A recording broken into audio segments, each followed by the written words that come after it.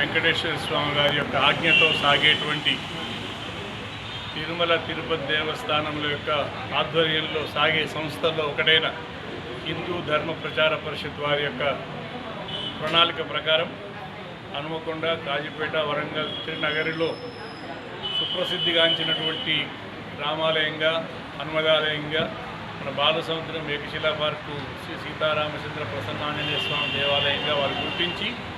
ఈ ఆలయాన్ని ఎంచుకొని ఇక్కడి యొక్క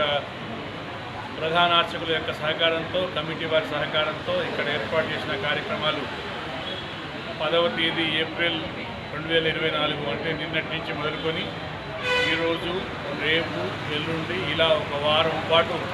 శ్రీమద్ రామాయణ సప్తాహంగా ఏర్పాటు చేశారు. ఈ కార్యక్రమంలో దినపత్రికలలో ఆంధ్రజ్యోతి, సాక్షి, నమస్తే తెలంగాణ, ఈనాడు తదితర దినపత్రికల్లో సుమారు 711 వ్యాసాలు రచించినటువంటి సముద్రాల శతగోపాచార్య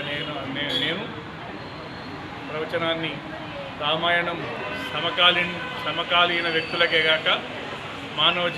జీవితంలో ఉండే మానవులందరికీ వారి జీవితంలో పొందవలసిన గుణాల గురించి, ఆదర్శాల గురించి ఉన్న రామాయణం కాబట్టి రాముని గుణాలు ఆదర్శం అని చెప్పడానికి, అవి మనిషి అలవర్చుకోవాల్సిన ఆవశ్యకతను చెప్పడానికి ఈ సందర్భాన్ని, ఈ వేదికను సద్వినియోగం చేసుకుంటూ ప్రవచనాలు కొనసాగిస్తున్నాం. ఈ కార్యక్రమంలో ఆసక్తి గల భక్తులు, రసజ్ఞులు, సాహితీవేత్తలు ఎక్కువ సంఖ్యలో రావాలని ఆహ్వానిస్తున్నాం.